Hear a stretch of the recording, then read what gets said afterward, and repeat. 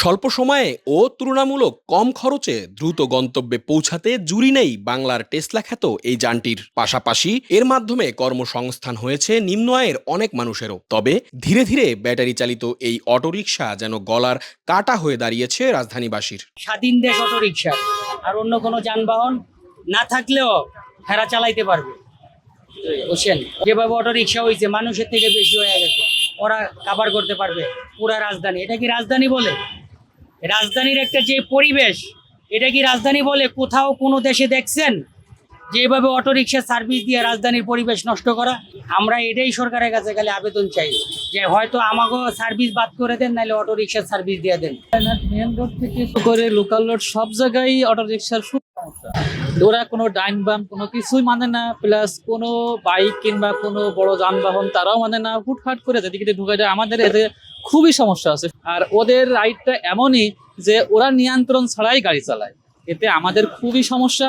Autorickshaw এসে ধরে করে বাড়িয়ে দেয়, গাড়ি চালানো যায় না, অ্যাক্সিডেন্ট করে তারপরে মনে করেন যে এই ভাড়া 10 টাকার ভাড়া 7 টাকায় নিয়ে যায়, তারপর চালানো যায় না। বর্তমান সময়ে নাজুক আইন শৃঙ্খলা ব্যবস্থার সুযোগে ধীরে ধীরে বেপরোয়া হয়ে উঠছে অটোরিকশা চালকেরা। অলিগলি ছাড়িয়ে দাপিয়ে বেড়াচ্ছে সড়ক ও মহাসড়কগুলোতেও। যাত্রীরা বলেন, আইন ও নিয়ম কানুনের তোয়াক্কাই করেন না অটো চালকেরা। ফলে প্রায়ই ঘটছে ভয়াবহ সব দুর্ঘটনা। এছাড়াও সামান্য বিষয় নিয়ে ট্রাফিক পুলিশ, যাত্রী ও নিজেদের মধ্যে তর্কে জড়ানোর পাশাপাশি হাতাহাতি, মারামারির মতো ঘটনাও ঘটে হরহামেশাই। তাই নীতিমালা করে দ্রুত এই যানটি নিয়মের মধ্যে আনার তাগিদ নগরবাসীর। সমস্যা বলতে হচ্ছে তাদের অটোরিকশার কারণে হচ্ছে আপনার মানে তাদের যে একটু ব্যাপরীয় গতি থাকে, একটা গতির কারণে দেখা গেছে যে অনেক সময় আপনার অ্যাক্সিডেন্ট হওয়ার সম্ভাবনা খুবই প্রবল থাকে। এবং তারা যখন রাস্তায় চালানোর পরে দেখা গেছে যে মানে এই খুবই ব্যাপরীয় থাকে তারা।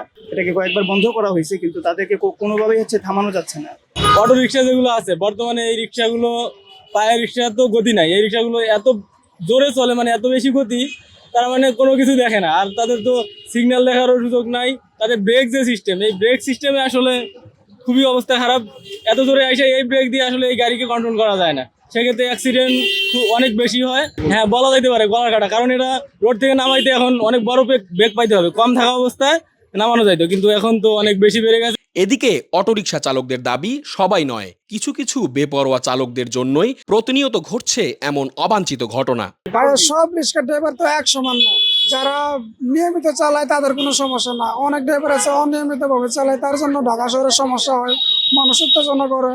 দোষটা সাধারণ ধরতে গেলে এখন রিক্সাওয়ালার দোষ, অটো ড্রাইভারের দোষ। বদনামটাও যে 10 দিনে 10 কেউ এসে দেশে কোনো আবহাওয়া বুঝে না, কিছু না, হঠাৎ করে অটো নেই, ডাইন বাবা বুঝে না, কিছু না, এখন লেগেও নাই ভালো ড্রাইভারের সমস্যা। যে আমাদের ড্রাইভার সবাই একমতো শৃঙ্খলা ভাবে মান্য গাড়ি চালায় না, এটার লাগিয়ে মানুষের আক্ষেপটা আমাদের উপরে বেশি। অনেকজন যদি সিঙ্গেল মানে আরেকজন মানে না, এটা সাধারণ মানুষের মানে বুঝার ভুল। এটা তো মূর্খ সূর্খ মানুষ, এর লাগে তাদের ভুল। অপরদিকে ডিএমপি জানায়, অটোরিকশা চলাচলে নীতিমালা চূড়ান্ত পথে। রিক্সা রাস্তায় ঢোকাতে রাস্তায় অ্যাক্সিডেন্টের পরিমাণটা খুব বেড়ে গেছে, এবং এটা আমরা চেষ্টা করতেছি যতটুকু সম্ভব এটা নিয়ন্ত্রণে আনা যায়।